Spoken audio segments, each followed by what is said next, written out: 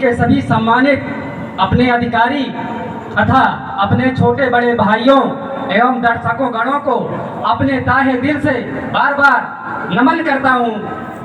आप आशा करता हूँ और आपका स्वागत है, मैं अभिनंदन करता हूँ। और मैं आपसे आशा करता हूँ कि अब मेरे को सामने से लेकर के पीछे तक एक बार तालियों से आदेशित कर दिया जाए। मैं स्टार्ट हो जाऊंगा। शाबाश।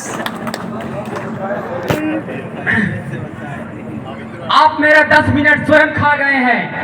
मेरे पास समय बहुत कम है, क्योंकि समय की अपनी एक सीमा है।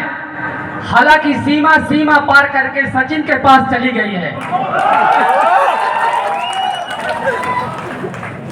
सीमा पार करके सचिन के पास चली गई है। मैं ज्यादा कुछ नहीं बोलूंगा, लेकिन जो मेरे ऊपर घटनाएं होती रहती हैं उन घटनाओं को आपके सामने प्रस्तुत करता हूं। अभी मैं अपने घर से चला और सोचा कि ऑटो से निकल जाता हूं। अब फिर मैंने एक ऑटो वाले को हाथ दिया। ऑटो वाले ने ऑटो रोकी। उस ऑटो में एक खूबसूरत लड़की बैठी हुई थी। उस लड़की ने कहा कि यदि तुम इसको बैठाओगे तो मैं उतर जाऊंगी। मेरा इतना बड़ा सम्मान। पीछे मेरी मैडम थी। उन्होंने दौड़ के आई और दूसरे ऑटो वाले को रुकवाया। ऑटो वाले ने ऑटो रोकी। मैडम ने पूछा रेलवे स्टेशन का कितना लोगे? उसने बताया 100 रुपया। फिर मैडम ने कहा कि यदि मेरे साथ मेरे ये प्राणनाथ भी चले तब कितना लोगे? तब भी बोली 100 रुपया। मैडम ने तपाक से मेरी ओर देखा और बोला, कहा जो 100 रुपए की कीमत है वो मेरी है, तुम्हारी फूटी कौड़ी की कीमत नहीं है। ऐसे धीरे धीरे मेरा सम्मान बढ़ता गया। ऐसे ही धीरे धीरे मेरा सम्मान बढ़ता गया। और अभी पिछले दिनों मेरे शादी वाले आए हुए थे मुझे देखने। वो भी मेरे पिताजी के कई बार निवेदन करने पर, अपने से नहीं आए, मेरे पिताजी स्वयं निवेदन किया। फिर वो आए और मेरे को देखा। फिर क्या कहा कि लड़का तो सर हम देख लिए हैं, अब आप इसको ब्यूटी पार्लर वाले को दिखाइए।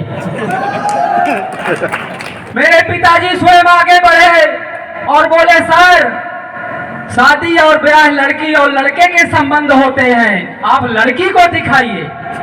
तो बाद में मेरे को लड़की देखने के लिए आई। आधे घंटे तक लड़की मेरे को देखती रही, मैं लड़की को देखता रहा। ना लड़की मुझसे कुछ बोल रही थी, ना मैं लड़की से कुछ बोल रहा था। आधे घंटे के बाद लड़की ने हिम्मत करके बोली, भाई साहब लड़का आप ही है? मैंने कहा, जी बहन जी हम ही हैं। उसने कहा, मैं शादी तो नहीं करूंगी, लेकिन आपको एक सलाह देती हूं। शादी नहीं करेगी लेकिन सलाह दे रही है, एडवाइस। इंग्लिश बोलता हूँ बीच बीच की, समझ में आ जाएगी, पढ़ा लिखा है। शादी कैंसिल है, ओला का मैटर है।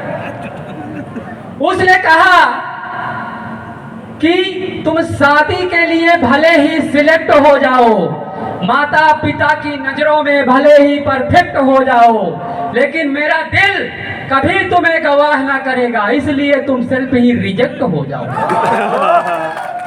मतलब पटरी सी थे, मेरी जिंदगी क्या रेल कर गई, देखते ही देखते क्या खेल कर गई।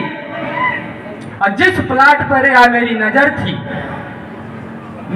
लव यू वाला मैंने मेल क्या किया, वो ब्लैक देख करके मुझको ब्लैक मेल कर गई।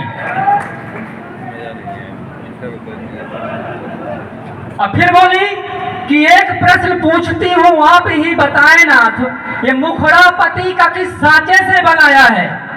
मैंने कहा, जिस सांचे से मुखड़ा बनाया है मैं वो सांचा ही हूँ। इसी खूबसूरत सांचा को लेकर के मैं एक डॉक्टर साहब के पास गया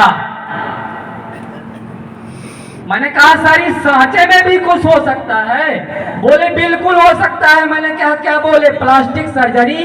बोले हाँ। मैंने कहा कितने में? बोले 5 लाख में। मैंने कहा इससे कम में? बोले बिल्कुल नहीं। हालांकि डॉक्टर लोग बहुत खतरनाक होते हैं, ऐसा करते नहीं है, यहाँ तो नहीं है। बोले बिल्कुल नहीं। फिर डॉक्टर लोग बोले बिल्कुल नहीं।